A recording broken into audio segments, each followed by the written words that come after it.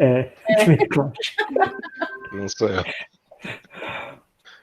Eu falo do Google, né? Então, boa noite a todos aí. Vamos começar mais um bate-papo aqui no Lumen, tá? Hoje com o Vicente Carrari, a Renata Fontana e a Fernanda Ronen. Pronunciei certo, Fernanda? Sim, pode ser.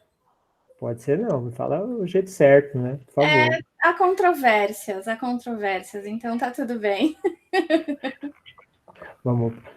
Por ordem alfabética, Fernanda, está presente, por favor. Tá bom. Bom, boa noite, pessoal. Eu sou a Fernanda Runen. Depende. Minha vida inteira de criança, eu era sempre a Fernandinha Oenen. Então, tô bem acostumada com as diversas variações do sobrenome. Mas, primeiro, obrigada, Paulo, pelo convite. Muito, muito bacana ter essa oportunidade, muito legal estar aqui junto com a Renata e com o Vicente, que são duas pessoas que eu gosto muito pessoalmente, admiro muito profissionalmente, que eu esbarrei ao longo aí da minha carreira, da minha trajetória, que começou lá atrás, em 1997, quando eu comecei a trabalhar com publicidade na internet, com o que a gente hoje chama de marketing digital, de digital. Eu comecei a trabalhar lá atrás, em 97. De lá para cá, eu passei, então, por algumas agências de publicidade, passei sempre com o foco em mídia, né, com mídia na internet, digital, web. Naquela época a gente chamava de online, então eu fazia publicidade online, depois a gente falava de interativa, hoje a gente fala de digital. Vamos ver o que a gente vai falar amanhã, mas o mercado de 97 para cá mudou bastante, então em 2004, se não me engano, foi quando eu encontrei a Renata, a gente trabalhava juntas na American Online, finada. Era um momento bastante diferente do mercado, né, de digital no Brasil, era a hegemonia dos portais, mas a American Online tinha um modelo completamente diferente de negócios e saiu do Brasil. E aí, logo depois da American Online, eu iniciei no Google, entrei no Google em 2005, logo quando o Google entrou no Brasil, e fiquei lá por 12 anos, quando eu encontrei o Vicente também nesse meio do caminho, e nós trabalhamos juntos. Então, tenho bastante experiência, né, de vivência nesse mercado de comunicação digital, de marketing digital, desde 97 até hoje. Hoje, então, depois que eu saí do Google, eu resolvi empreender. Então, hoje, eu sou, junto com mais duas pessoas, a Rebeca Toyama e a Marcela, trabalho na RTDHO, e nós somos uma empresa de desenvolvimento humano, então eu deixei as marcas e as máquinas de lado e a tecnologia, e hoje meu foco é muito mais nas pessoas, entender como que as pessoas operam. É muito um mercado bastante novo, diferente para mim, mas que tem todo esse aprendizado das grandes empresas, os big techs que a gente chama, né? Então, os grandes mercados de tecnologia e de mídia. Então, essa é, resumidamente, a minha história. Grande história. Maravilha. Vamos com a Renata, né, Renata? Conta um pouquinho da sua história, da sua longa passagem pelo LinkedIn, né? Que continua, claro, né? Mas conta um pouquinho da sua vida, do seu trabalho. Bom, eu comecei a trabalhar com publicidade em 2000, lá na editora Abril, que também finada. A gente tem muitos finados, né? O mundo é nessa velocidade que o mundo caminha, né? Você vê que na época eu fui trainee lá, era uma das grandes empresas de mídia, E foi lá que eu comecei a trabalhar com digital, com online, com esses vários termos que foram, da maneira como foi chamada a internet desde então. E eu lembro que quando eu comecei a trabalhar com digital, como era uma empresa de papel, né, uma empresa de revista, quando eu decidi ir para o Abril.com, as pessoas à minha volta, elas achavam que era loucura, que eu estava fazendo um movimento para alguma coisa que ia acabar, que ia morrer. Eu não entendia isso dessa maneira na época, na verdade, achava que era bem promissor, assim, né, com meu pouco conhecimento, com a minha juventude, enfim, mas foi uma aposta que deu certo, e depois de lá, e eu fui para a OL, foi quando eu conheci a Fê, foi essa época dos grandes portais, e como ele também, a AOL deixou de existir no Brasil, era o maior grupo de comunicação no mundo na época, fazia parte do maior grupo de comunicação, mas no Brasil o modelo de negócio não vingou, porque os portais aqui estavam muito grandes, e aí acabei indo para o UOL, que era o líder dos portais, e aí vivi todo o crescimento dos portais nos 6 anos que fiquei lá, assim, foi o auge, assim, de audiência e de negócios, né, e que aí a publicidade realmente começou a virar o segmento a linha de negócios mais importante para os portais, porque até então eles viviam de assinaturas, né? É nessa época que eu trabalhei na América Online, então você passa a ter a internet aberta, grande parte do conteúdo aberto, e, enfim, questão de infraestrutura, tudo isso viabilizou aí o crescimento da internet e consolidação do digital. E depois de lá, eu dei um tempo na minha vida, e aí fui para o LinkedIn, quando o LinkedIn chegou no Brasil, né? O LinkedIn existe desde 2003. Chegou no Brasil em 2012, tive uma intervenção grande aí da Fernanda nessa história também, mais uma vez, que tem muito a ver com o fato de eu ter ido para lá, porque ela, na época, me indicou e fez uma indicação muito generosa, só que o LinkedIn era uma empresa, era uma startup, né? Era uma grande empresa fora do Brasil, mas é uma startup, então participei nesses 8 anos do crescimento, toda a mudança, e era uma rede social ainda que na época tinha 6 milhões de usuários, hoje tem 45, aqui no Brasil, né? No mundo são mais 700 milhões. Então, eu vivi todo esse crescimento da operação, enfim, toda a mudança, e a compra pela Microsoft em 2016, que traz um elemento importante, acho que aqui vai passar também, a nossa conversa vai passar por isso, que é, na verdade, você conseguir manter a cultura de uma empresa tão jovem, moderna, dentro de uma estrutura que assim, a Microsoft, apesar de ser uma Big Tech, é uma empresa de décadas, né? E o LinkedIn é um pouquinho mais jovem. Conseguir manter, esse é o grande desafio, manter essa agilidade, a cultura para os funcionários. Hoje eu trabalho num segmento chamado Market Solutions, eu vendo mídia online, numa rede social, e trabalho com os segmentos eu trabalho com bancos e com governo. E fiz montei e fiz crescer toda essa operação com o governo e com os grandes bancos lá, à medida que o LinkedIn foi crescendo, fui crescendo junto. Então, hoje eu cuido desses segmentos. Maravilha.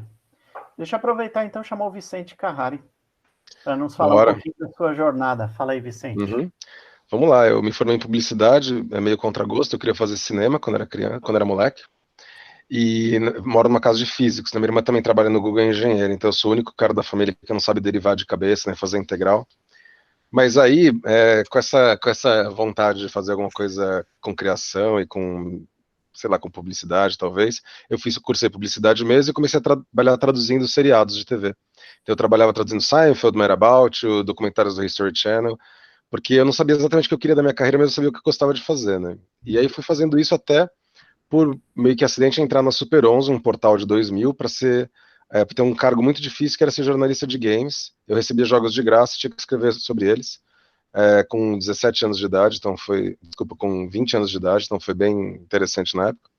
E aí comecei a trabalhar numa empresa atrás da outra de internet, todas faliram, né? Não sobrou nenhuma, absolutamente nenhuma, exceto a Symantec, que foi minha última passagem antes do Google, que é a empresa que vende Norton Antivírus, mais famoso aqui, especialmente quem tem barba branca já, ou enfim, cabelo branco em algum lugar. E que eu fazia o marketing online lá, e depois fui para o Google em 2006, e as pessoas falavam, que loucura, essa empresa, Google, tipo, não dá busca, né? O que você está fazendo com sua carreira na Symantec, vendendo antivírus, então toma cuidado, né, com esses saltos de carreira muito malucos e tal. E até postei sobre isso outro dia um pouquinho, e é engraçado que você planeja a sua carreira e acontece qualquer coisa, né, menos o que você planejou, então é melhor você ir atrás do que você gosta mesmo. E acho que desses últimos 14 anos no Google, onde eu conheci a Fê, e recentemente a Renata também, foi muito legal. Acho que tudo que eu aprendi de vendas, a Fê que me ensinou, até ela me deixar, né? Agora eu tenho que aprender sozinho. Mas já fiz ela perder voo, já fiz um monte de besteira. Então a Fê ela pode falar bem ou mal de mim, dependendo de que você precisar no dia. E acho que a coisa mais marcante para mim, depois de ter atingido também todos os verticais, ainda mais no começo do Google, nem era verticalizado, né? Era uma loucura. Mas eu acabei cuidando muito de bens de consumo, junto com a Fê, atendendo empresas como Procter, Ambev, Sadia e Whirlpool. E aí depois fui ser o gerente do segmento de educação, que era um segmento muito novo, que ninguém queria pegar, era o patinho feio do Google, e acabou pegando bem na época que o Enem começou a crescer e tal, foi um super desafio. Hoje é um time bastante grande também, que trabalha com publicidade para o mercado de educação. Mas há 2 anos, mais ou menos, 1 ano e meio, eu saí para cuidar de um time de varejo, que atende hoje um dos nossos 4 maiores investidores no Brasil, e também o mercado de varejo alimentar. Então, eu tenho um time que eu gerencio, e a minha grande paixão dos últimos 5, 6 anos é a gestão de pessoas, além de eu estar envolvido muito com outras coisas do Google, que não tem nada a ver com nada, e só um monte de encrenca que eu arranjo para mim mesmo, como cuidar do time de cultura, falar muito sobre a cultura organizacional para os novatos. A gente tem um show de stand-up que faz isso para quem acabou de entrar na empresa e tal. Então, essa tem sido uma paixão minha, na verdade, a gestão e fomentar o crescimento profissional das pessoas dentro do Google e fora também. Então, acho que esse é o meu resuminho rápido. Bom, o papo hoje é marca empreendedora, né? O employer branding, como vocês queiram chamar, né? Basicamente, vocês 3 passaram por empresas que todo mundo, de uma certa forma, se funciona bem ou não internamente, mas todo mundo tem um interesse, tem muita busca de jovens e tudo mais, né? Vocês comentaram no início que para vocês foram um desafio, né? Hoje, como marca consolidada, tanto o LinkedIn como o Google, ou a Fernanda também, que pode expor alguma coisa com relação à vivência dela atual hoje, para os jovens ainda é interessante, é algo que tem um chamariz positivo. Como que vocês veem o mercado de hoje? Pode começar, Renata. Eu escolho assim, aleatoriamente. Na verdade, essas empresas eram apostas, né? Como a gente colocou, Fernanda, a gente falou assim, tivemos muitas perdas pelo caminho, muitas falências, né? Então, eu olho para trás hoje, boa parte das empresas onde eu trabalhei estão fechadas, elas praticamente não existem. Então, assim, como o Vicente falou, assim, você planeja a tua carreira e depois acontece, enfim, é difícil planejar porque são muitas variáveis. Então, e, na verdade, elas são hoje grandes empresas que têm muitos elementos interessantes, né? Então, são empresas desejadas, Google, LinkedIn, Facebook, Twitter, enfim, as Big Techs. Ao mesmo tempo, elas são empresas que mudaram um pouco o perfil, principalmente isso, Fernanda e Vicente vão também poder falar sobre como, depois de uma jornada tão longa, depois de tantos anos, elas viraram... mudou o seu perfil, faz parte do crescimento. Hoje, para um jovem, sem dúvida, é interessante do ponto de vista de como se fomenta a diversidade, a cultura da empresa, essas culturas dessas empresas elas são muito fortes.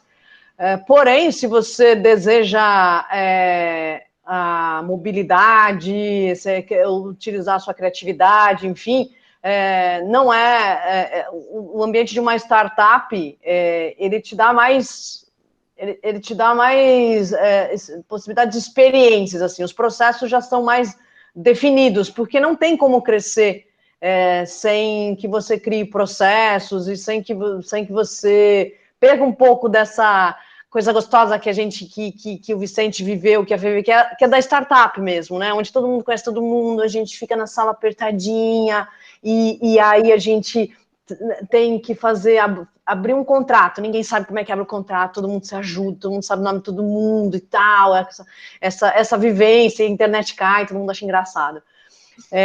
Hoje é uma grande empresa, não dá mais para a internet cair, né? Ninguém espera que a internet do Google caia, que a internet do LinkedIn caia, que as pessoas trabalhem apertadinhas, que as pessoas não tenham espaço suficiente. Você espera realmente é uma grande empresa. Então, isso obviamente influencia também na dinâmica, né? E acho que a gente teve a sorte de viver o início dessas empresas, mas hoje não dá para imaginar que um jovem, se um jovem quiser o clima de startup de início, realmente não é a melhor opção. Tem outras vantagens, né? Na verdade, a solidez. Hoje eles podem oferecer solidez, como o concurso do Banco do Brasil podia oferecer para a nossa geração,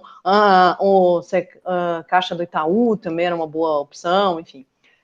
Acho que essa é um dos atributos hoje. Vicente e Fernanda, como que é o ambiente do Google? Como que é trabalhar no Google?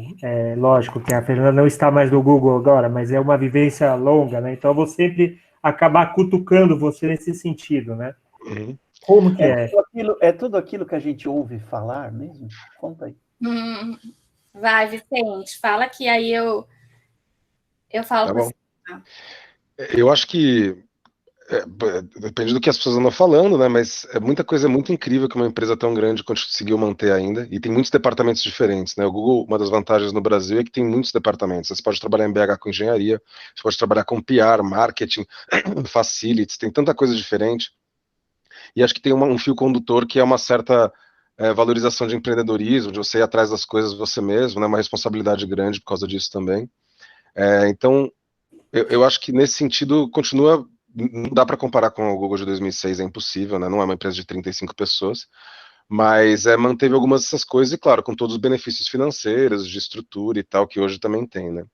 Quando vocês falam jovem, eu sempre tento fugir do perigo de achar que todo jovem quer trabalhar no startup, né? Alguns jovens só querem trabalhar no Banco do Brasil e ter estabilidade também, mas eu acho que você pode achar vagas que são muito caxias, né? Muito previsíveis dentro de uma empresa desse tamanho já mesmo, né? Então, meu time mesmo é um time que tem uma certa inovação, mas é um time de consultoria de vendas para empresas super sólidas, super estabelecidas no mercado, que tem muitos, né, especialmente alimentares agora, você sabe, né, quem agora compra no Mambo, usa o Rappi, no Carrefour, no GPA, vai ter carreiras um pouco mais previsíveis do que 20 anos atrás, mas tem outras coisas que estão no limite do conhecido. Quem trabalha no Waze, por exemplo, não sabe exatamente como o produto vai evoluir nos próximos anos, né? Então, eu acho que tem essa vantagem de você poder mudar de um lugar para outro ainda e ter diferentes experiências dentro de uma mesma empresa com uma certa segurança. Mas não dá para comparar com uma startup que pode, de repente, valer milhões de reais e que trabalho você vai fazer de operações, a financeira, a RH em 6 meses, né? Então, esse dinamismo, nessas empresas grandes mesmo, eu acho que a gente não consegue ter mais. Você teria que caçar, ir atrás, tem uma alta vontade de fazer, né? Mas você não vai ter isso caindo no seu colo como antigamente. Mas falando um pouco da sua primeira pergunta, Paulo, eu acho que os números e os dados estão aí para mostrar, né, que uma vaga no Google tem muitos candidatos, né, por vaga, continua sendo, mesmo sendo uma empresa sólida, que a gente sabe que não é tão dinâmica como era antes, pode ter perdido um pouco de toda aquela magia de antes, mas ela continua tendo muita magia e continua atraindo muitas pessoas e muitos talentos. Então, os números já dizem isso. São muitos candidatos por qualquer vaga que você anuncie. É verdade. Tem uma pessoa perguntando aqui, Fernanda, como foi a transição de um mundo de tecnologia para um mundo de pessoas? Foi bem diferente, digamos assim. É uma das coisas que eu não imaginava fazer, né? Foi aconteceu meio que naturalmente, por uma ânsia minha de mudança. Então, aconteceu quando eu fiz 10 anos de Google, eu parei para pensar, sabe? Eu falei, cara, eu posso ficar mais 10 anos aqui, né? A Renata está 8 anos no LinkedIn, o Vicente já está 14 anos no Google. É uma empresa que atrai muito talento e retém também o talento. Então, você vai ficando lá porque é quentinho, é gostosinho, né? Tem um monte de coisa que te abraça e que vai e vai e vai. E chegou quando eu fiz 10 anos, eu falei, opa, tá tudo bem, mas não tá tão bem assim. E aí eu comecei a me movimentar, tentar me movimentar dentro do próprio Google, porque foi muito estranho para mim as pessoas querendo entrar e eu com a possibilidade de querer sair, falar, não, Fernanda, você tá maluca, imagina, de jeito nenhum. Como que eu vou contar para minha mãe que eu saí do Google? Não dá, são coisas que não dá. Mas no final das contas foi um processo que durou 2 anos, essa saída. Então começou quando eu fiz 10 anos, que deu aquele estalo, e aí a partir disso eu comecei a trabalhar para a mudança, mas eu não sabia exatamente para onde que eu queria ir. Eu sabia que eu já estava muito cansada de contar para as pessoas o que era um CPC. O CPC é uma métrica, é um custo por clique, que é uma métrica a mais básica de todas, quando a gente trabalha com mídia digital. E aí, quando eu chegava lá, eu estava há 11, 12 anos trabalhando com isso, e alguém me falava, ou porque é muito básico, mas eu trabalhei com diversos segmentos de clientes, né? Então, quando chegava uma pessoa nova dentro, por exemplo, de uma Unilever, que foi um dos meus principais clientes, a gestão sempre falava, olha, vai lá, conversa com a Fernanda, ela vai te contar como que é a mídia digital, e a pessoa falava, o que é CPC? Eu falava, não, de novo, não, eu vou ter que falar o que é CPC. Eu tô há 20 anos falando que é CPC, eu não aguento mais. Por que meu anúncio não está aparecendo, Fernanda? Essa é outra também. Então, tem todas essas coisas de que, né, falava, bom, eu não aguento mais. E aí eu resolvi sair. E, bom, como que eu entrei nesse mercado novo de desenvolvimento de pessoas que eu tô hoje?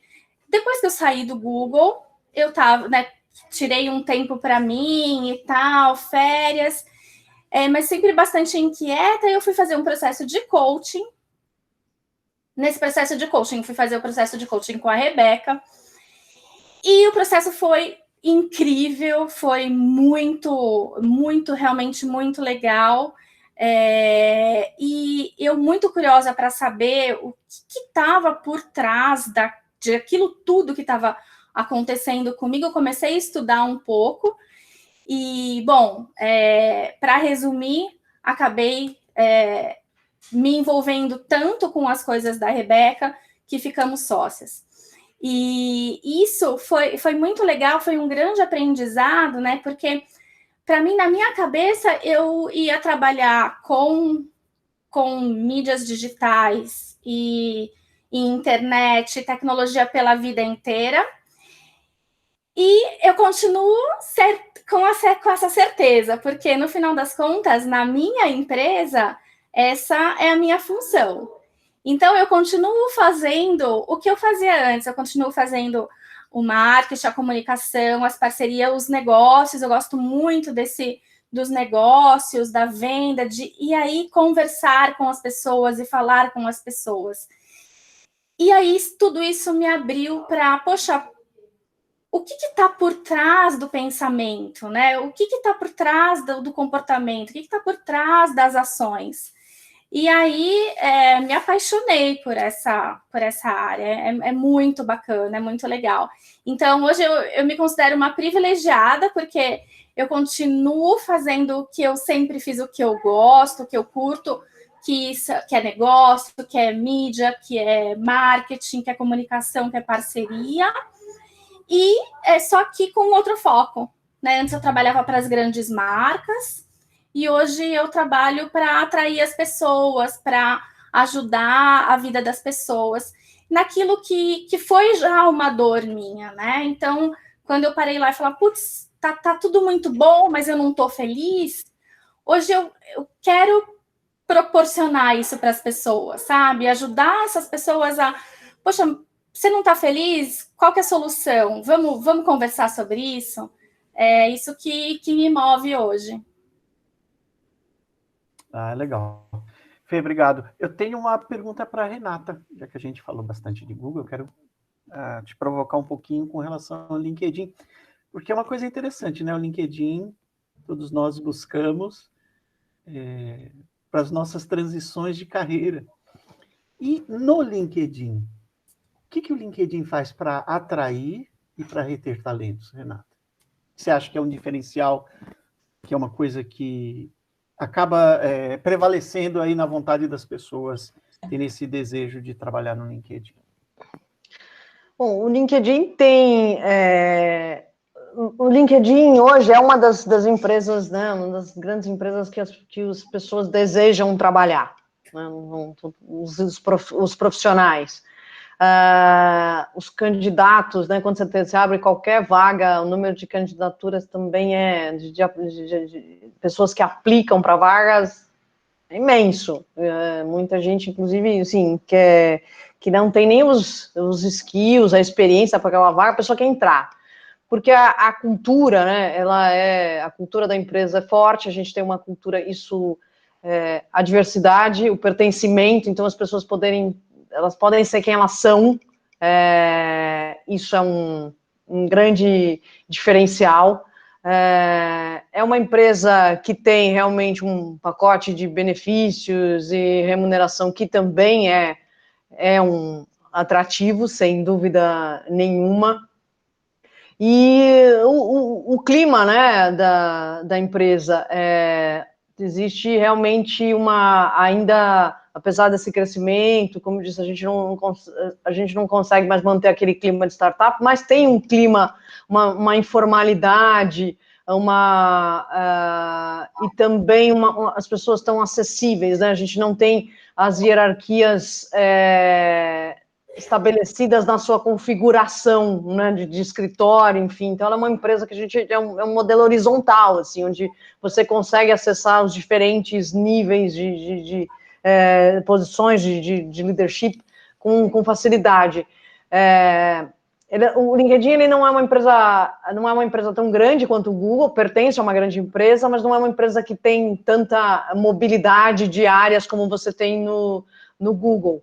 Mas sim, você tem também a possibilidade de crescer e abraçar também projetos paralelos que não estão ligados à tua função, né? Criar ou podem não tanto de projetos novos de produtos, enfim, ou de soluções, mas fazer parte de um grupo que fomente a diversidade, liderar um evento interno para a empresa, um evento, né, como a gente tem, por exemplo, são eventos pensando em... A gente, por exemplo, fez um evento que a gente chama de In-Day, que é com parceria com o Teto. Então, as pessoas vão lá e constroem uma casa para uma família, ou então a gente se engaja com uma outra ONG, enfim, isso também...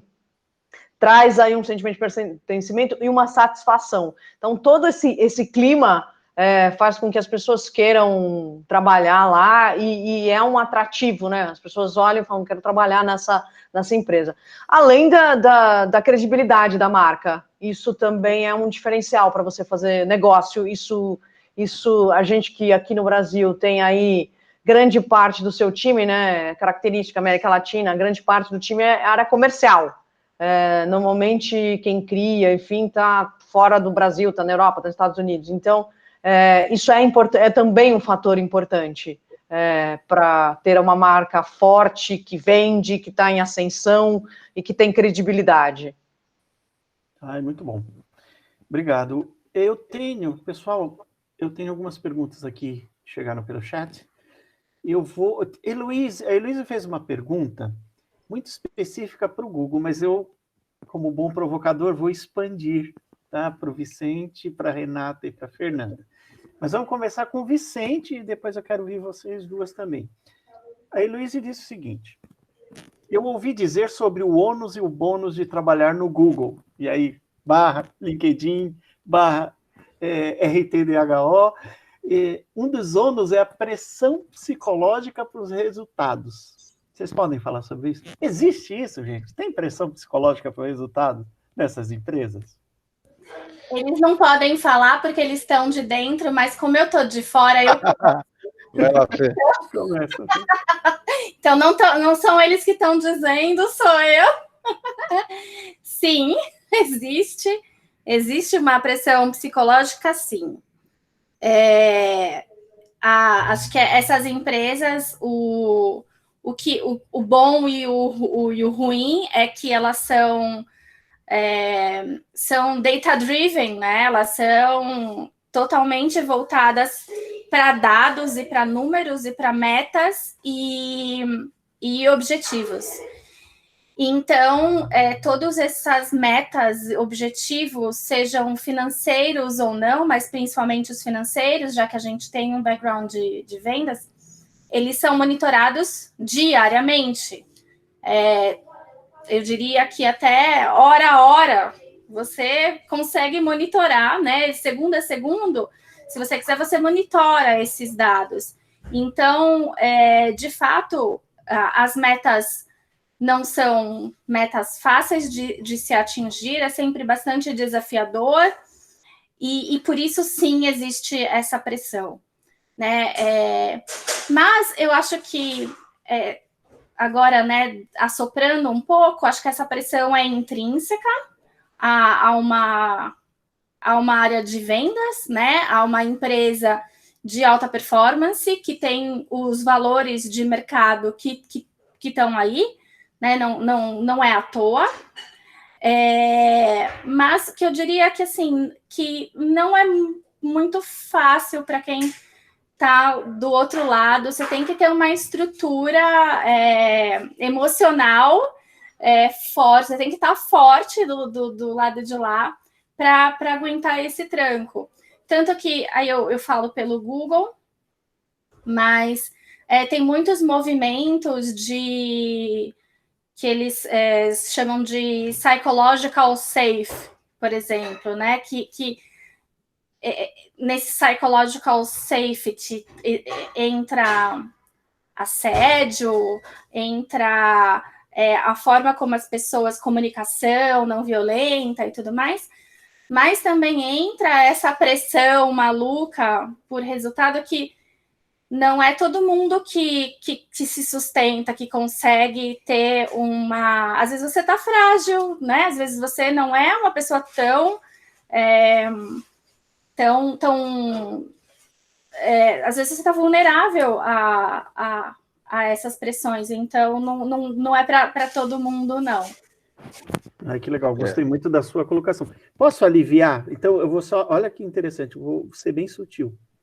Então, Vicente e Renata, vocês acham que esse desafio por resultados, de certo modo, é o fator de sucesso dessas empresas? Ou seja, quando bem balanceado, dá para a gente transformar isso em algo positivo? Como que vocês veem isso? Então, vou começar pelo Vicente e depois passo para a Renata. Uhum. A Fê tem razão, é um bom ponto que a Fê fala. Realmente a gente tem muitas métricas de mensuração de resultado, e elas mudam, tá? De trimestre a trimestre, de mês a mês, de semestre a semestre. Então você fala, cara, finalmente aprendi a fazer isso direito, e ploft, mais uma métrica nova, né? E claro, para uma empresa que é muito inovadora e que tem que se adaptar à concorrência, é incrível, porque para um gestor, você fala, nossa, tem essas 15 métricas, eu posso ficar mudando para ir atrás de onde que eu preciso entregar resultado. Mas para quem está tendo que entregar e mudar a sua vida todo trimestre, isso pode ser uma desgraça, né? Então você tem que ter uma certa, pelo menos nos times de vendas, tá? E tem outros times lá dentro do Google que é muito diferente, pode ser que seja diferente mesmo, mas na média, eu acho que o que a Fê contou faz sentido. Então você tem que ter uma certa imunidade, assim, a essa mudança. A gente fala muito de ambiguidade no Google, que você tem que ter uma certa capacidade de entender a ambiguidade.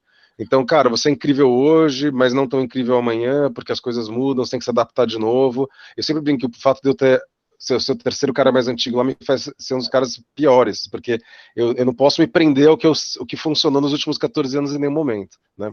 E realmente, se você não está disposto a aceitar essa ambiguidade que você tem que mudar, é difícil.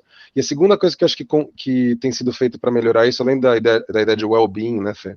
De psychological safety e tal, é treinar melhor os gerentes, especialmente no meio da camada, para eles saberem lidar melhor com as demandas que vêm de cima e como lidar com as pessoas abaixo, né?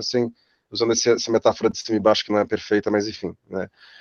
Porque às vezes uma companhia de 100 mil pessoas faz um pedido geral de resultado. Só que no detalhe, você tem que saber se seu time pode entregar aquele quinhão que foi entregue, e se você precisa adaptar alguma coisa ou adaptar alguma pessoa a como as coisas acontecem. E acho que esse movimento que faz uns 2 anos que começou a ficar mais organizado, nos ajudou a contratar melhor, com mais diversidade, a ter mais respiros para as pessoas poderem ter os tempos delas. A gente tem licenças maiores ali nessas empresas, tá? Não só no Google. Exatamente por isso, porque se a gente não faz isso, a gente perde talentos que ou estão tentando encontrar outra coisa para fazer lá dentro, ou então estão tentando encontrar uma carreira um pouco menos, né, tensa, até para mulheres que querem ter filhos, por exemplo, e não querem voltar nessa loucura, algumas vezes, tá? Não é o único exemplo. Ou homens mesmo, tanto saco cheio, enfim, qualquer pessoa que vai ter um momento na vida e talvez não queira mais aquela vida, né, de ambiguidade. Então, não que a ambiguidade vá embora, mas daquela cobrança. Então, acho que se você tem gestores que sabem lidar um pouco melhor com essa questão da métrica, que sabem reportar de volta, falar, olha, essa mudança não é boa agora, a gente pode fazer isso de um outro jeito e tal, eu acho que essa é uma forma de lidar com o que a Fê fala, que é garantir os crescimentos, garantir a adaptação para as novas realidades, mas ao mesmo tempo não a revelia às custas dos funcionários, né? Que pode acontecer mesmo de vez em quando. E você, concorda? Ela só não está concordando com o fone, agora soltou. Na verdade, o LinkedIn tem ferramentas né, pesquisas para medir como é que está o ânimo das pessoas, como é que está o clima organizacional, faz esse tipo, né? E agora, durante a pandemia, por exemplo, fez isso com mais frequência para entender como é que as pessoas estavam se sentindo trabalhando em casa, enfim, sem ter o escritório, a estrutura, enfim, com os desafios. Então, isso é um dos elementos que o LinkedIn utiliza, assim, para entender, né, como é que está o clima, como é que as pessoas estão reagindo às mudanças de todo tipo. Mas, sim, é um ambiente bastante volátil, a gente tem que mudar a cada 6 meses, a gente trabalha com planejamentos semestrais, e as métricas, elas não são apenas quantitativas, são qualitativas também e mudam. E a ideia é sempre buscar o próximo patamar, não só de faturamento, mas também como profissional. Então, isso faz com que você realmente tenha o tempo todo, seja desafiado como profissional, né? E como a gente falou, não dá assim, você não vive de passado, Fernando viveu isso também, assim. E o passado, ele dura 3 ou 6 meses, assim, né? Ele é muito recente, assim. Mas isso também tem é claro que isso tem uma pressão, porque você tem que se adaptar, né? O ser humano não foi feito para mudanças, mas não gosta, resiste, mas faz com que você aprenda. Você também tem que atingir o próximo patamar. Então, existe sim uma pressão, e é muito mais como você, como profissional, ou momento de vida, momento de carreira, como você se sente nesse ambiente, nesse formato.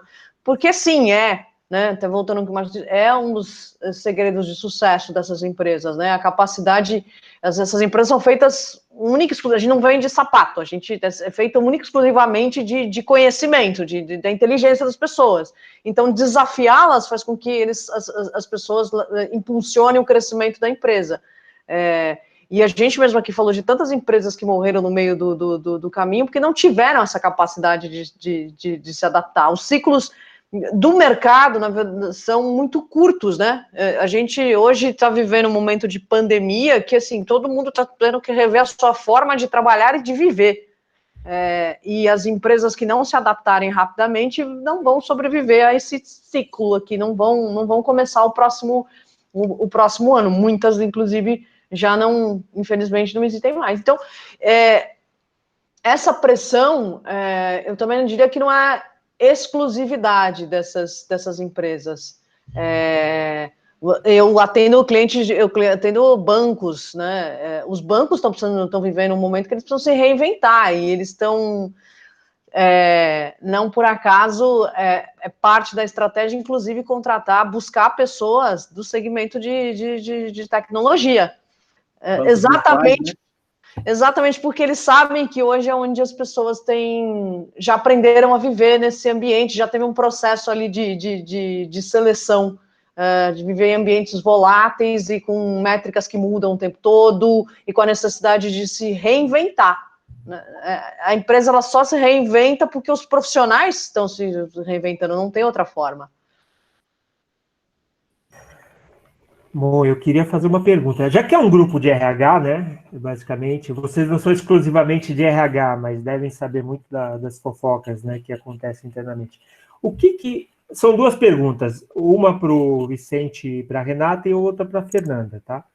O que o RH vem fazendo de novo hoje, que vocês estão sabendo, por exemplo, dentro do Google e do LinkedIn, para mudar a marca perante o mercado de trabalho? E para a Fernanda é o seguinte, Fernanda, o que você aprendeu de coaching aplicado dentro de casa? Ou casa de ferreiro, espeto de pau? Então, deixa eu começar, já que você me provocou assim. Sim, é dentro de casa e é muito maluco porque isso com o meu filho, né? Principalmente com o meu filho que ele deixa, né? Eu vou algumas coisas que eu já tentei falar com o meu marido, ele, né, de desdém, que isso, não sei o quê. Mas o meu filho tem 12 anos, eu ainda tenho uma certa dominação sobre ele. Por enquanto tá nos 12, ainda dá. Daqui uns 2 anos já não dá mais. Mas então sim, dá sim para aplicar dentro de casa e na vida como um todo, né? Dentro de casa e fora de casa. Às vezes você tá na rua e vê uma situação estranha e você fala, poxa, acho que naquela pessoa tá faltando isso, é muito, muito maluco e muito gostoso ao mesmo tempo.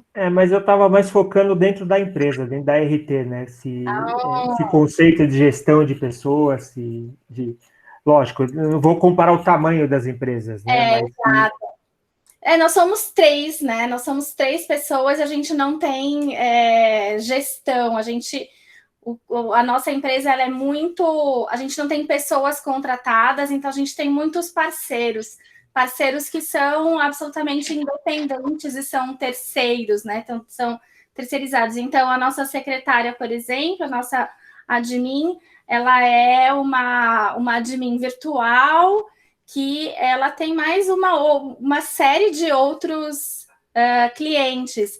Então, o que a gente aplica de gestão de pessoas é muito mais uma gestão de parceria, uma gestão mais à distância. Não dá para a gente aplicar tanto como a gente sabe aplicar, né?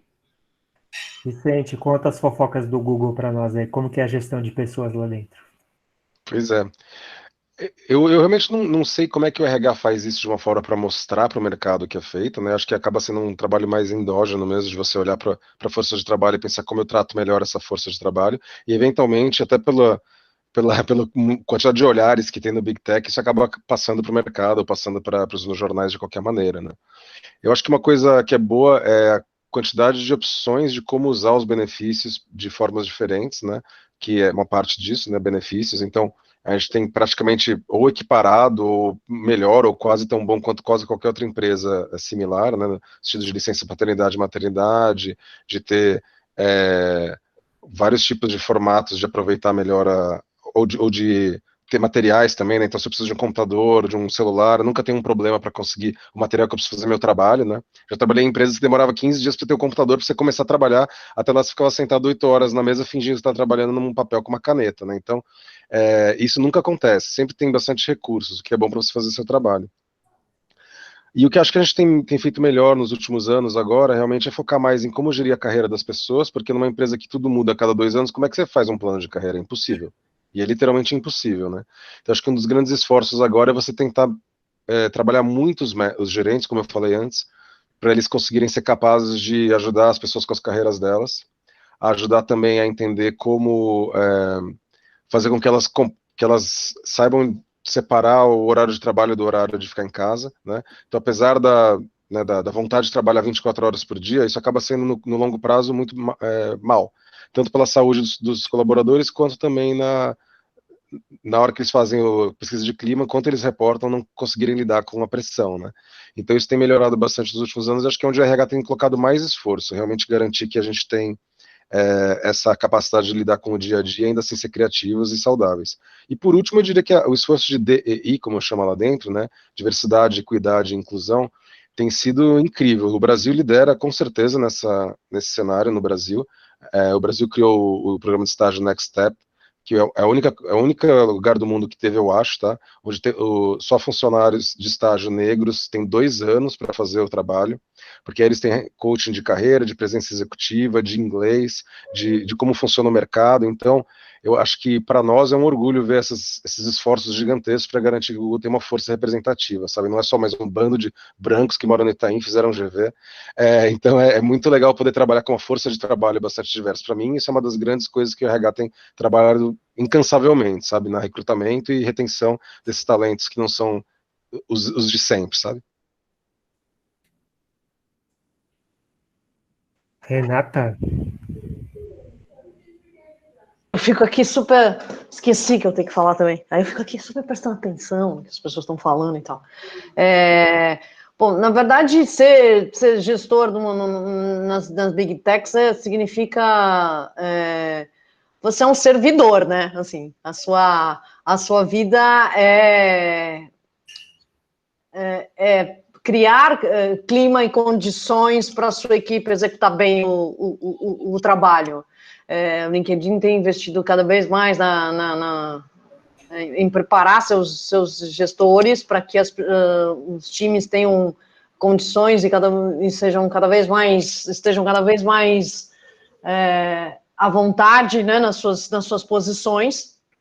E a vida de um gestor nessas empresas é cuidar das pessoas, né? Esse é o foco, assim, é cuidar das pessoas em todos os aspectos. O Vicente citou aí, é isso, assim, a preocupação, quantas horas as pessoas estão trabalhando, e o gestor, ele é cobrado por isso.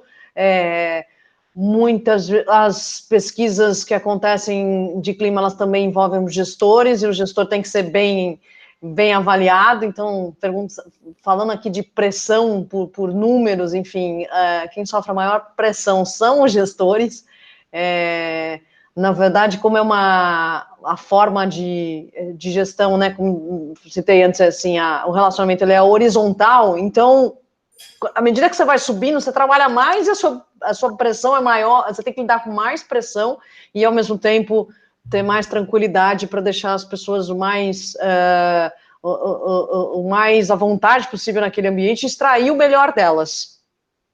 Então, isso, a preocupação do RH e dos times de treinamento é como deixar esses times de gestão cada vez mais com mais ferramentas e recursos para que eles consigam oferecer uma experiência satisfatória, para que as pessoas estejam realmente muito à vontade com esse ambiente de trabalho. Então, essa é a vida de um gestor numa Big Tech, assim. Márcio, você queria falar alguma coisa, Antônio? Eu quero falar muitas coisas. Eu estou que nem a Renata, eu estou absorvido pelo que vocês estão falando, e eu estou esquecendo o pessoal do chat aqui, tem algumas colocações. Pessoal do chat, eu já vou fazer a pergunta, tá bom? Não esqueci, não. Mas vocês tocaram em alguns aspectos, e aqui é um fórum com gestores de RH. Vocês acham que essa cidadania corporativa, né, esse corporate citizenship, ele é importante? Porque isso eu tenho a impressão que ainda é uma prática muito concentrada nas empresas ditas multinacionais, transnacionais. Para esse pessoal que está aqui, para essa comunidade, o que vocês acham que muda? Né? Tem admiração pela marca, mas fazer um trabalho social, esse trabalho de diversidade que o Vicente mencionou, que eu achei sensacional, e todos os outros. Por que isso é importante? Essa diversidade, para mim isso daí é diversidade colocada na prática. O que vocês acham que muda e que se pudessem, como que deixar um recado para as empresas nacionais como um incentivo para que achem um jeitinho de colocar na agenda? O que muda com uma empresa? Muda dentro dos colaboradores, porque não é só para o lado de fora, muda muito o astral dentro da empresa, não muda, não? Eu posso começar? Assim, só a Fernanda que não pode, tá, Fernanda? Porque para você tem uma pergunta exclusiva, tá? Já que você pode falar que você não é mais de lá ou daqui. A gente tem visto isso lá em pesquisas, né? Eu trabalho com governo, enfim, governo é uma no mundo, né? É uma instituição muito desacreditada, não é só no Brasil. Então, as pessoas, elas esperam que as empresas liderem as mudanças. E a gente tem visto isso acontecer. As pessoas esperam que as empresas sejam fonte de conteúdo, e que elas elas liderem essa mudança social. Então, há essa expectativa da sociedade. E a gente vê que as empresas aqui, por exemplo, no mundo, elas estão fazendo esse contraponto, né? Pelo menos as grandes empresas, e obviamente isso quem tem mais fôlego, recurso para começar, mas que isso vá, né, se disseminando, essa ideia. Porque realmente faz muito bem. O LinkedIn também tem as suas iniciativas de diversidade, seus grupos de diversidade, e para todos, enfim, para pessoas com necessidades especiais, com pessoas para gays, para pessoas negras, enfim, essas discussões acontecem. Agora, em função do movimento do Black Lives Matter, a gente teve uma discussão, algumas reuniões, inclusive, eu diria assim, bastante difíceis, onde as pessoas puderam, né, as pessoas negras puderam colocar seu ponto de vista, e a gente pôde aprender muito sobre qual é a real situação, e ao mesmo tempo isso trouxe algumas coisas que a empresa precisava melhorar, e a empresa vem fazendo essa melhoria, entendendo melhor a realidade das pessoas, e percebendo que não entendia o suficiente, né? E é isso, e é quem tem recurso, estrutura para liderar a mudança. As empresas, você vai fazendo essas mudanças. Se você fizer essas mudanças por empresa, você já vai mudar bastante da sociedade, né?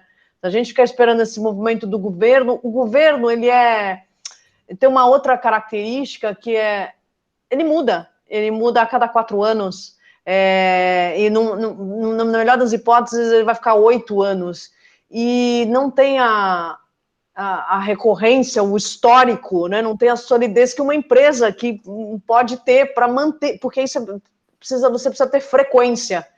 E o governo muda as suas políticas públicas, enfim, você precisa ter continuidade. Então, e aí você tem corte de verba, então agora não é mais esse público, não é mais isso aqui a demanda é de outro. Então, as empresas que têm condições, pelas suas estruturas e organização, de liderar essa mudança, e isso para afetar a sociedade, leva décadas.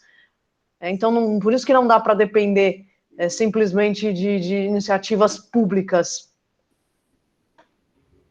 Pois é, essa é uma pergunta complicada, né? Mas eu acho que as empresas, às vezes as pessoas falam, as empresas são de tal jeito, os donos de empresas, os empresários, né? Como se fosse um grupo coeso. Eles têm, claro, muitas similaridades. Mas as empresas em si, os funcionários e todo mundo, eles são só mais pessoas que moram num país, né? E tem tendências e gerações e tal. Então eu acho que o mundo está mudando para um momento onde a gente quer que todo mundo colabore para o bem-estar geral e colabore para uma certa justiça social. Claro que tem várias opiniões de qual que é essa justiça social ideal, né? De qual que é esse formato, mas acho que as pessoas que trabalham na empresa esperam que ela seja quase uma que seja uma força de mudança também dessas coisas. E se a empresa não faz isso dentro de casa, que adianta? E as gerações mais novas são mais focadas, na minha geração estava pouco se danando, vocês queriam um emprego, né? E as gerações mais novas, elas querem que seja um lugar que represente os valores dela. Então, como business, eu acho que faz todo sentido, você quer ser atrativo, certo? Então, você tem que fazer essas coisas. Eu também acho que é a coisa certa a fazer, então ainda tem uma coisa que para mim ressoa também. Mas acho que o mais importante é que você, assim, pensando como empresário, você dá um propósito para a empresa muito maior do que só imprimir palavras-chave, imprimir anúncios de publicidade, ou imprimir vagas de emprego, ou ajudar as pessoas a fazer coaching, enfim, que é muito nobre também, mas você acaba dando um propósito muito maior, cara, de também mudar a sociedade para um lado que a gente acredita, se você acredita, a gente está junto nisso. E claro que as empresas têm muita força econômica, monetária, elas influenciam muitos outros setores, né, da sociedade, então poder participar dessa mudança dentro da empresa e da empresa para fora da empresa dá uma sensação de fazer parte de uma coisa gigantesca, que é raro na vida de você ter mesmo, né? Então, quando você participa desses movimentos, você lembra para que a empresa está inserida na sociedade, digamos, ela não está fora. Ela não serve só para gerar dinheiro, né? Ela serve também para participar da sociedade. Então, acho que é um movimento natural para as empresas se tornarem mais humanas e realmente participarem da economia junto com os governos para fazerem as coisas acontecerem, não esperarem o governo fazer as coisas, ou qualquer outra entidade, né? Ou as ONGs, enfim. O Vicente comeu minha pergunta. Eu ia falar exatamente de propósito. Eu tinha até escrevido assim, bem grandão aqui, para não esquecer, né? Que seria para Fernanda. Fernanda, o jovem tem propósito, às vezes ele não sabe qual que é o propósito dele, mas ele tem, vamos dizer assim, né? Propósito e Big Tech funcionam bem? Dá para se ter qualidade de vida e se ter tudo mais, ou qualquer outro tipo de propósito? Se encaixa nesse perfil de empresa? Sem dúvida.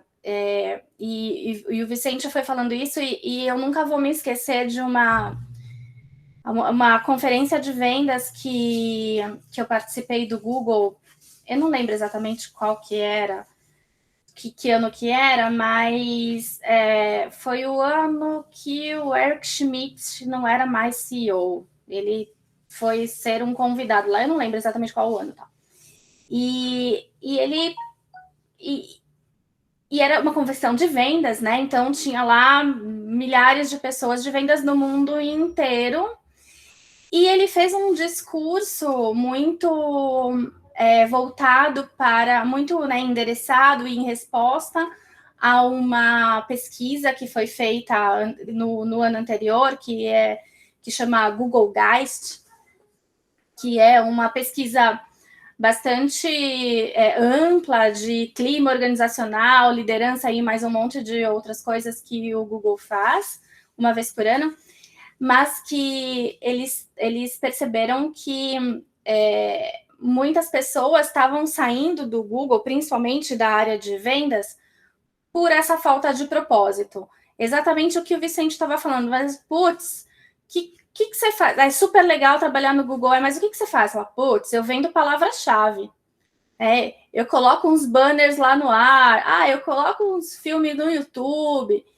E aí você volta para casa e fala, putz, né? Eu me matei para colocar umas palavras-chave no ar. E isso, o que significa isso, né? Putz, no final do dia não significa nada. Mas aí foi o Eric Schmidt na veia. Ele fez uma apresentação brilhante, maravilhosa, mostrando tudo o que o Google e todo o propósito do Google, todas as benfeitorias, digamos assim, que o Google fazia no mundo todo. Então, desde ajudar a alfabetização lá na África, até colocar a internet disponível de graça para quem não tem possibilidade alguma de ter internet, e assim por diante, mais um monte de outras coisas que a gente vê por aí. E falando especificamente para a equipe de vendas, falar, olha, coisas bacanas, as coisas legais, porque vocês colocam essas palavras-chave no ar, porque vocês vendem para colocar esses bannerzinhos no ar, porque vocês colocam o filme do YouTube no ar. Então, naquele momento, sabe quando você fala, uau, tá bom, eu vou continuar colocando palavras-chave, eu vou continuar fazendo isso, porque o propósito da minha empresa, para quem eu estou trabalhando e os valores dela estão adequados comigo, com o que eu penso. Eu quero, de fato, melhorar o mundo e eu estou trabalhando para uma empresa que melhora esse mundo também. Então, estou falando de uma coisa global, grande, enorme, mas quando tem essas micro ações, por exemplo, da Teto, que nem são tão micro assim, mas podem ser ainda menores, mas lembro, né, da gente fazer sanduíche na cozinha do Google. Então, durante o final de semana, o Google abre a cozinha para uma série de colaboradores irem lá, fazerem sanduíche, eles mesmos entregarem para os moradores de rua no inverno. Isso sim faz a diferença, né? E isso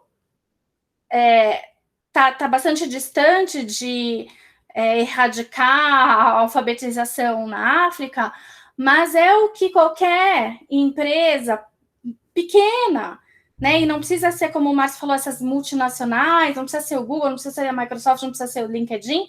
Poxa, que tal, né? Um dia, então, chamar os seus colaboradores e aqueles que querem, aqueles que realmente estão afim, porque também se obrigar, se achar que todo mundo tem o mesmo propósito, todo mundo tem o mesmo valor, todo mundo tem a mesma motivação, já começa errado, né? Fazer esses movimentos que causam pertencimento, engajamento, que no final do dia você fala com orgulho, sabe? Eu fui com o pessoal do trabalho fazer isso e aquilo. Não precisa ser um Google para fazer, né? Você consegue juntar os propósitos grandes, os propósitos pequenos e engajar os seus colaboradores em pequenas ações que é isso que eu acho a grande magia do employer branding. É isso que vai fazer com que os seus colaboradores falem: hoje eu não posso porque eu vou com o pessoal do trabalho fazer uma doação, não sei o quê. Não, sabe? E essa pessoa vai ficar orgulhosa e vai se sentir acolhida porque está acolhendo outras pessoas e vai distribuir essa palavra boa, né? Essa marca da empresa para outras pessoas. É uma espécie de retorno que a empresa dá para a comunidade, né, que ela está inserida. Eu trabalhei numa empresa que tinha uma meta anual de 1 milhão de horas de doação de horas, e era no expediente da empresa, 1 milhão de horas de todos os seus colaboradores no mundo inteiro, e o pessoal sempre passava muito esse 1 milhão de horas, porque é isso que você falou, Fê, as pessoas, era muito comum a gente ver pessoas que no ambiente de trabalho não tinham relacionamento nenhum, e quando estavam lá pintando uma instituição de caridade, alguma coisa, aquele pessoal interagia, é como se passasse a se conhecer naquele evento. Eu queria chamar quem que eu chamo? Eu vou chamar a Natália, né? E depois eu passo para o Michael. A Natália, ela fez uma pergunta aqui no chat que eu achei interessante, porque a gente tem alguns empreendedores aqui na nossa audiência hoje, são pessoas de RH, mas são também empreendedores, e não dá para a gente desvincular, né, o empreendedorismo sem tecnologia. Então, o que vocês acham, o que vocês recomendam como se fosse o ideal? Natália, você quer fazer a pergunta? Acho que se você formular a pergunta, abre seu microfone aí, faz a perguntinha, que aí você, como empreendedora, pode trazer um pouco mais de detalhes. Pode ser? De qual das duas perguntas? Eu acabei de fazer uma outra. O perfil empreendedor excelente. Fala. Não, eu quis dizer assim, dentro das mídias digitais, a Fernanda, assim, eu acompanho e acho fantástico o trabalho que ela faz dentro da empresa com a Rebeca, com as meninas, e acho super, assim, legal como ela trabalha a imagem, né? A imagem e, enfim, o perfil todo da empresa. E daí, digitalmente falando, eu queria perguntar para ela como que ela vê um perfil excelente, como que ela pode olhar para um perfil, digitalmente falando, digital, e dizer assim, nossa, esse perfil tá excelente, tá? Assim, top, tem tudo para crescer? É essa a pergunta. Isso é muito difícil, Natália. Sabe por quê? Porque as pessoas são muito diferentes. Então, tem que partir de você, né? Quem que eu quero, para quem que eu quero mostrar esse perfil excelente? Então, você tem que pensar com a outra cabeça, né? Se eu fosse a Natália, que tem tantos anos, que trabalha não sei onde, que gosta disso e daquilo, como é que ela viria o meu perfil? E como que eu transformaria esse perfil num perfil excelente? E aí o grande problema é que você vai estar falando para a Natália e mais um monte de gente com o perfil da Natália, e elas vão achar o seu perfil excelente. Mas vão ter outras, vai ter o Antônio Márcio e vai ter o Vicente, que não são a Natália, que não vão achar o seu perfil excelente. Então, quando você fala de comunicação, você tem que apontar para um lugar e saber que você não vai ser unanimidade, né? Mas você tem que tentar apontar para esse lugar que ele atinja o maior número de pessoas possível, porque esse é o grande, é o alcance. Quando você comenta assim, você quer falar da persona, no caso. Existe a persona para quem você fala. Eu sou um pouco crítica a esse lance de persona, porque eu acho que você não pode ficar também tão fixo na persona, né? Se você ficar muito fixo na persona, é aquilo. Quantas pessoas, né, na população, sei lá, de São Paulo, do Brasil, tem essa persona?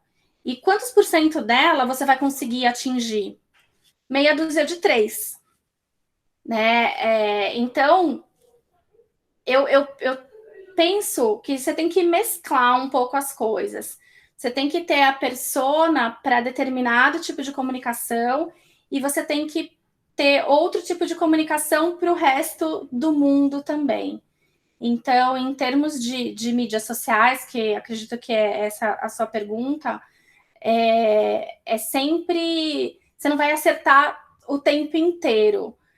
Até você conseguir uma atração tal, uma atração X, que você explode. Acho que a Renata pode falar um pouco mais nisso, porque ela trabalha especificamente dentro de uma mídia digital que tem características de corporativo, né, profissional, mas que funcionam do mesmo jeito. As pessoas estão lá, né, buscando seus seguidores, até que elas conseguem uma atração tal que explode. Aí sim, você nada de braçada, aí você faz o que você... A chamada descoberta, né? Descoberta do ponto-chave do negócio, é a virada da chave. Quando você encontra, assim, você tem um objetivo, mas ainda não encontrou através da pessoa que está por trás. Então, até chegar nisso, tem todo um trajeto, né? Tem todo um trajeto, Nath, e vou te dizer uma coisa, tem que ter dinheiro por trás. Você tem que fazer investimento. Não vai esperar que só você falando e mostrando seus biscoitos que parecem super apetitosos na foto, você vai conseguir um atingimento organicamente no nível que você quer. Não.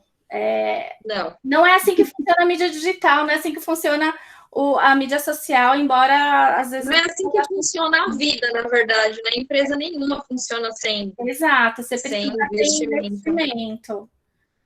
Fala aí, Rê, qual que é a sua posição? Na verdade, sim, né? Você tem...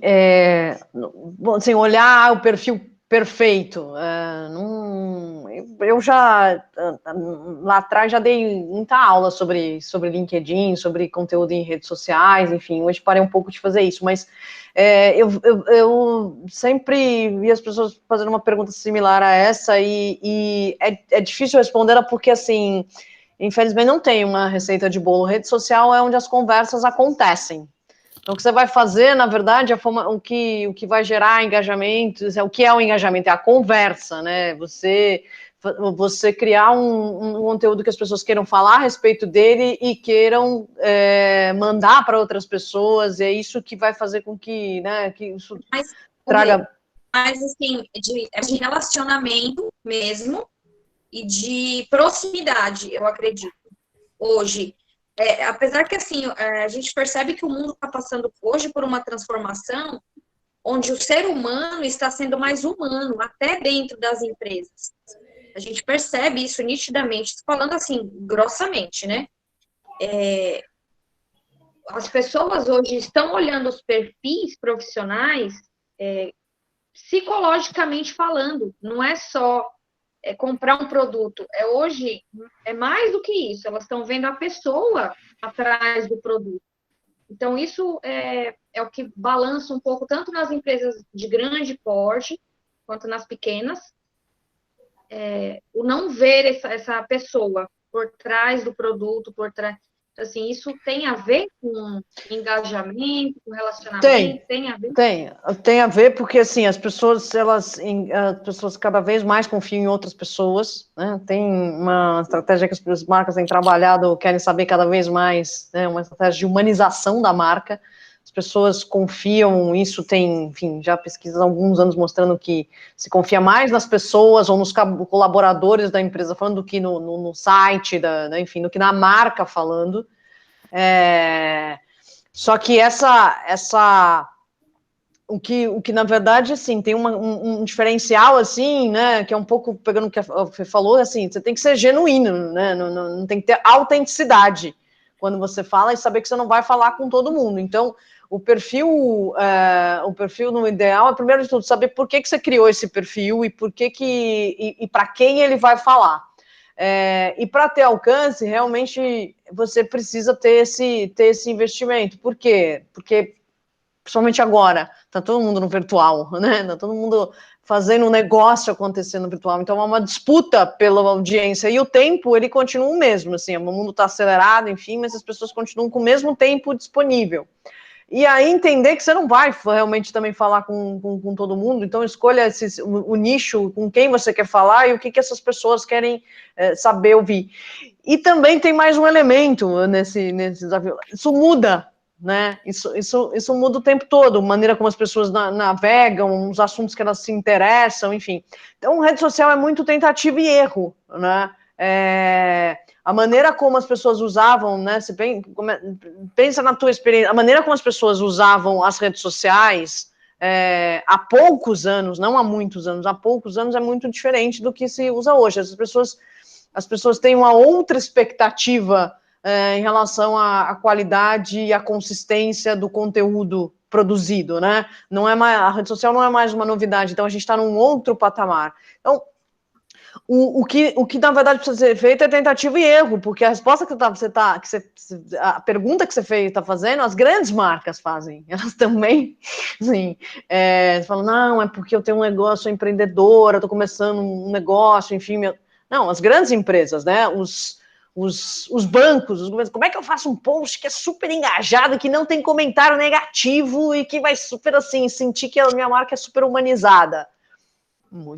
Muito fácil, muito tranquila essa resposta. Mas tem tentativa e erro, sim, porque não adianta não querer errar. Na rede social, você está falando de conversas. A rede social, no final das contas, ela as ferramentas, elas servem pro ser humano. Então, é a partir do ser humano que você começa a criar a necessidade do ser humano, você começa a criar qualquer coisa, né? E aí, como que você vai entender esse ser humano, saber qual desses seres humanos todos, com quais você quer falar e sobre o que eles querem conversar. E se você, assim, quando eu falo de mudança, né, quer dizer, você pega por exemplo, a gente teve muita mudança agora na pandemia de perfil do acesso da audiência, tipo de conteúdo, as maneiras como as pessoas interagem, porque as prioridades mudaram, os assuntos mudaram, né? Então, na verdade, você vai descobrindo à medida que você vai fazendo. É preciso ter, enfim, sim, algumas coisas são básicas, né? Como você ter claramente o que você faz, ter frequência Então, há uma expectativa, quando você cria essa frequência, você precisa mantê-la, você não pode fazer e quebrar essa frequência, e isso precisa ser, ser bem produzido. Bem produzido não significa necessariamente que tem que ter um alto investimento, significa ter bom gosto, ter uma identidade visual que as pessoas consigam te identificar facilmente, e também hoje você tem muitas ferramentas, né, que ajudam nessa produção de conteúdo, de imagem. Então, acho que essa é a minha fórmula, que não é uma receita de bolo. Acho que o único comentário que eu ia fazer, que é bem isso que você falou, tem gente que, eu lembro no começo do YouTube, vou pegar uma câmera, vou gravar e ficar famoso, mas é muito difícil, na verdade, especialmente agora, que tem tantas vozes sobre tantos assuntos, né? Então, se encontra a sua voz, encontra o que você agrega nessa falação que já está rolando, e tem que dedicar tempo mesmo, ou dinheiro ou é tempo, uma das duas opções. Não dá para 10 minutos por dia eu vou virar um top voice no LinkedIn, né? Não vai rolar, assim, assim, eu tenho um amigo, Luciano Santos, que foi do Google, que está no Facebook hoje, e ele é um super poster monstro, né, no LinkedIn e tal, e ele, cara, passa algumas horas fazendo, ele tem gente ajudando, ele tem design, hoje, né, 2, 3 anos atrás ele não tinha ninguém, mas ele falou, cara, eu dedicava 10, 12 horas por semana para construir, para pensar, para reescrever, para montar todas as fotos, ele quis ter esse tempo, pode ser menos, mas assim, você tem que realmente parar e falar, cara, eu vou fazer isso, eu vou dar atenção, não dá para fazer como uma coisa que faz na hora do almoço rapidinho, assim, é uma coisa que precisa ser cuidada mesmo, né, para sair direito. Não que eu saiba fazer isso, mas com quem eu tenho falado, eu percebi que são pessoas que realmente dedicam uma parte do tempo para fazer isso muito direitinho mesmo, com muito ou pouco dinheiro, mas com bastante dedicação mesmo. Eu recebi mesmo muitas demandas, né? Tipo assim, eu quero ver. Quando a gente lançou o primeiro Top Voices em 2016, eu recebi várias demandas. Eu quero virar Top Voice. Que é um influenciador do LinkedIn, assim como muita gente quer virar youtuber, enfim. Pensar que também o pioneirismo foi um dos motivos porque aquelas pessoas conseguiram virar, e hoje, para ser top voice no LinkedIn, você precisa de muito mais esforço do que você precisava para os primeiros, né? Era só o fato de produzirem conteúdo com frequência que dava certo. Hoje já tem muito, ficou mais complexo. E aí, quando você entra num universo que você já tem muita gente falando, você tem que entender que, assim, a competição aumentou. Então, forma se diferenciar, achar seu público e como você se diferencia e por que aquelas pessoas vão querer te assistir ou interagir com você, né? Como é que eu vou ganhar o coração dessas pessoas que a gente costuma chamar de alcance?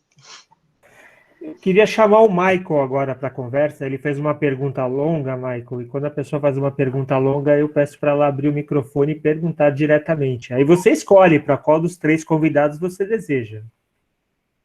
Oi, pessoal, boa noite. Na verdade, não é não exatamente uma pergunta, mas um comentário, né? Porque, assim, eu trabalho com soluções de RH para o mercado corporativo, né? Então, as empresas, o pessoal de RH sempre pergunta, mas tudo bem, mas como é que eu mantenho o meu público, né, meus colaboradores dentro da empresa, assim, que eles têm aquela rotatividade, aquela coisa toda, né? E eu sempre comento, né? Comento não, eu sempre penso. Na verdade, são muitos fatores, né? Mas é que assim, eu até acho que o LinkedIn, o Google, dão essa liberdade. Vários pontos foram falados aqui, né? E aí eu só vou fazer um comentário que eu acho, né? Depois se alguém quiser falar em cima disso, fico bem à vontade. Porque tem muita empresa ainda naquele modelo de carreira, né? Aquela coisa engessada. Muito mais aquele plano de carreira chato e tudo mais, né? Então, é tudo muito formatado. E eu gosto de pensar em trajetória, não em carreira, mas sim em trajetória, né? Que é algo muito mais objetivo, trilhar, conquistar, né?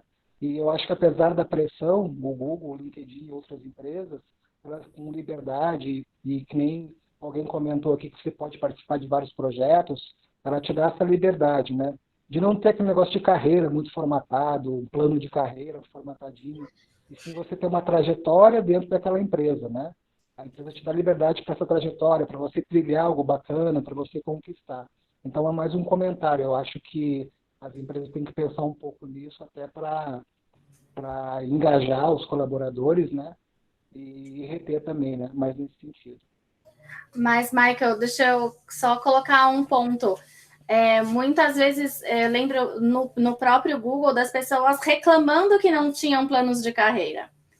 Então, de novo, essa coisa que uma motivação é muito diferente da outra, né? Então, você tem uma cabeça aberta, sei lá, que você prefere essa liberdade, que você vá atrás, mas tem muitas outras pessoas que são talentos também importantes, pessoas competentes e tudo mais, que prefeririam ter um plano de carreira.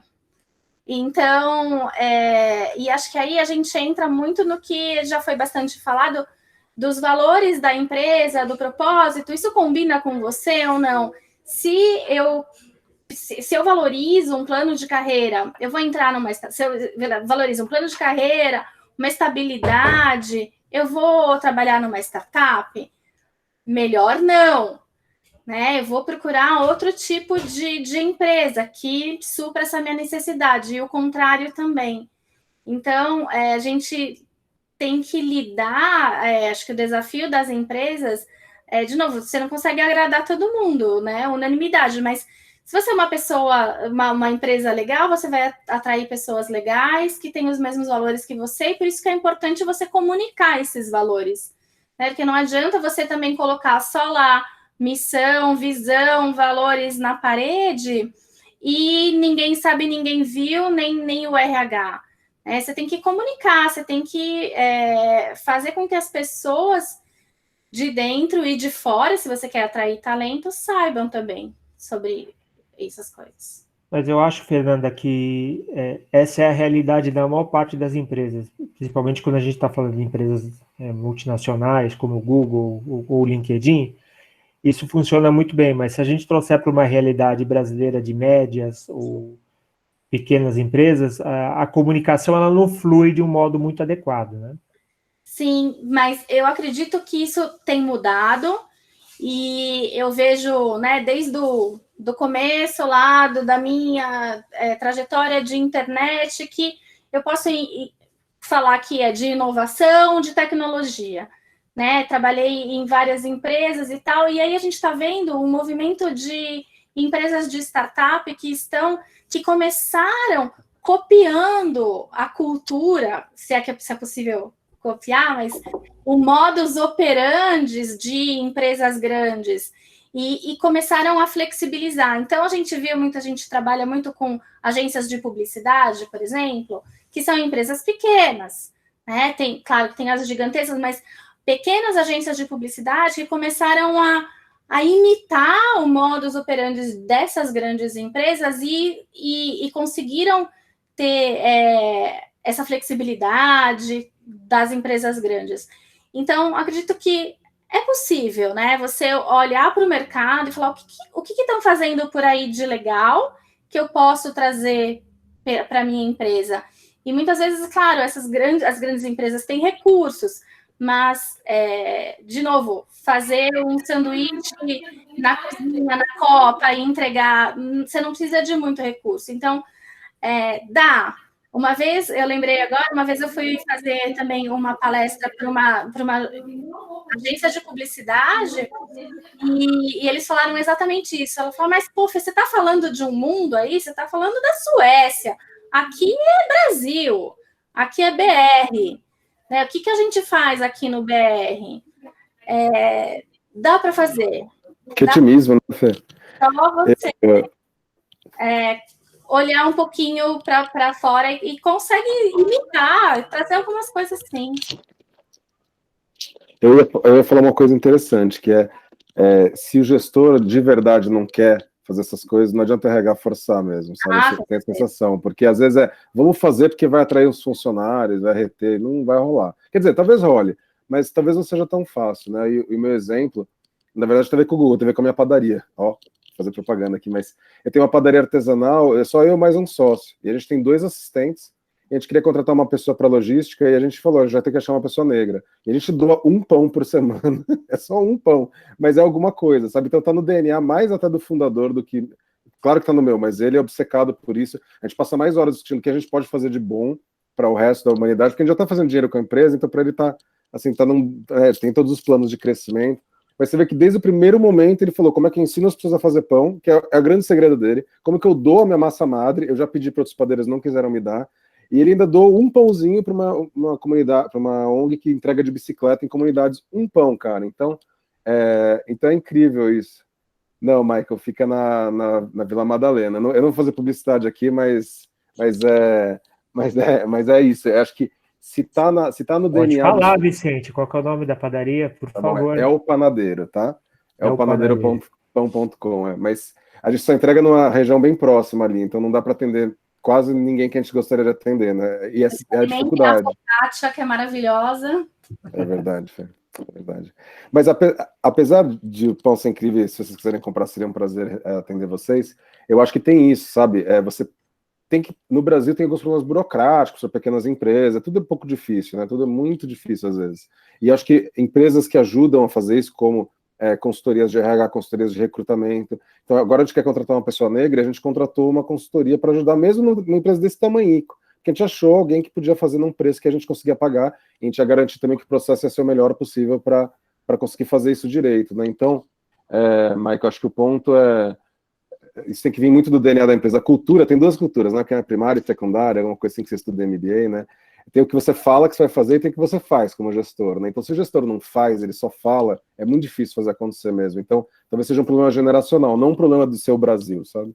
Esse é o meu pensamento sobre isso, mas eu sei do Google mais, né? Lá no Google eu acho que realmente tem uma vontade das pessoas fazerem as coisas, como a Fê falou, fazer o pão, fazer comida, ajudar os outros com a fartura que a gente já tem lá dentro. Mas isso depende muito da vontade do gestor mesmo. Ah, legal. Pessoal, o nosso tempo está se extinguindo e eu queria saber se a Valéria Pinheiro queria fazer algum comentário, dar uma participação. A Valéria está sempre aqui com a gente. E o Elton também. Vocês não querem aproveitar a chance? É de graça até as 21h40. Depois a gente começa a cobrar por perguntas. Valéria. Apenas agradecer. O Elton Forlaneto. O Elton passou por empresas grandes também, né, Elton? Você não quer falar, mas eu vou falar. Entrega ele aí, vai. Ele já passou para lá.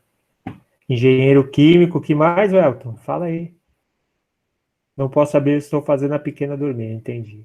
Sorry. É verdade. Ninguém sofre desse mal aqui. Considerações finais, então, doutor Paulo Tonhato? Só Paulo Tonhato, doutor. Você colocou agora. Exato. Por favor, quais são as considerações finais de vocês? Se vocês têm alguma mensagem para mandar com relação a quem está começando a carreira, a quem está buscando uma marca empreendedora forte. E se o Vicente quiser, ele pode tocar o violão no final. Fica à vontade. Começa com você, Fernanda. Tá. Eu acho que, só resumindo um pouquinho de tudo que a gente falou, ter marca empreendedora forte é uma questão de planejamento também, depende muito da experiência dos seus colaboradores, e para que essa experiência seja boa, acho que vale ouvir também esses colaboradores, né, e não forçar a barra e fazer coisas que eles não queiram porque a liderança quer ou não, mas também o papel da liderança é muito importante nisso, como disse o Vicente. E é possível, sim, fazer employer branding em empresas pequenas. Dá para fazer começando a copiar as grandes e depois saber como que tomar o seu próprio rumo e saber o seu próprio jeito de fazer as coisas. Acho que, resumindo um pouco de tudo que a gente falou. Fernanda é a mais otimista entre nós, né? Ela acabou de sair de uma sessão de coaching, eu acho. Vicente, fala você agora, por favor. Eu acho que qualquer empresa pode ser atraente se você souber quem você quer atrair. Eu sempre brinco com os meus funcionários que é que nem um casamento ou um encontro, né? Se você quer, você só vai atrair uma certa parcela da população, então vai com tudo, né? E Então, tudo tem que estar alinhado e coordenado. Se você quer lutar pela diversidade, faz isso com todo o seu coração. Se você quer lutar para ser a empresa que mais paga bons salários e um putas bônus, vai lá e faz isso e foca nisso também. Então, acho que você tem que encontrar o DNA da sua empresa e depois vender isso, né?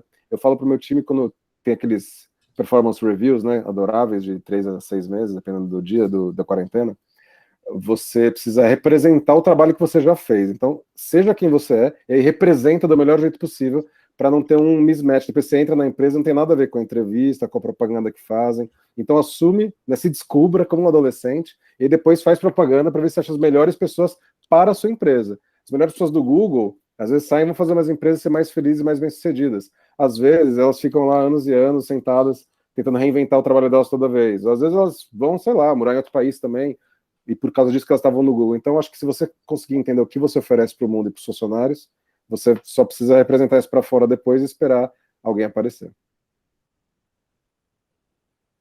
Renata Fontana. Assim como a gente estava falando de por que você quer ter, né, o perfil, para quem que você quer falar na rede social, então, seu employer brand, sua marca empregadora, minha até com o que a Fê e o Vicente falaram, assim, com quem que você quer contratar, né?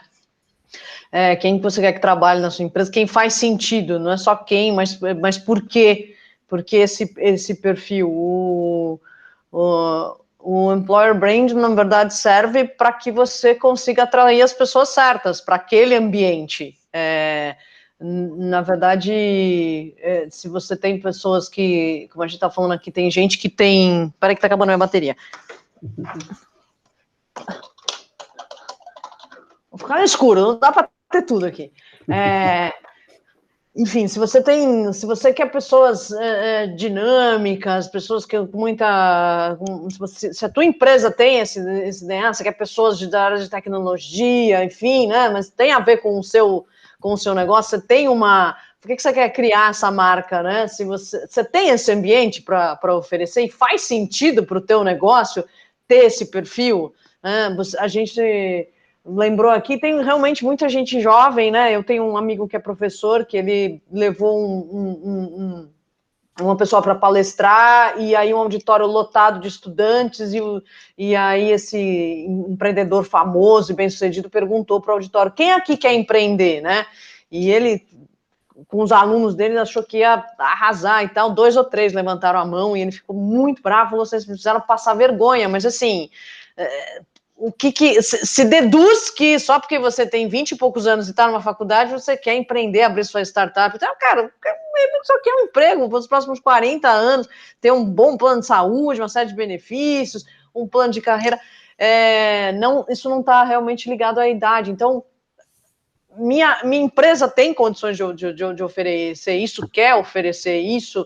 Enfim, primeiro você saber quem você é, para depois você atrair as pessoas certas, porque às vezes tem esse mito nas big techs, eu tenho que ser legal, eu tenho que ter puff colorido, enfim, cara, não faz sentido para o seu negócio, você não quer investir nisso, você não acredita nisso, então, e nem todo mundo vai gostar disso, né, nem todo mundo que é bom vai gostar desse ambiente.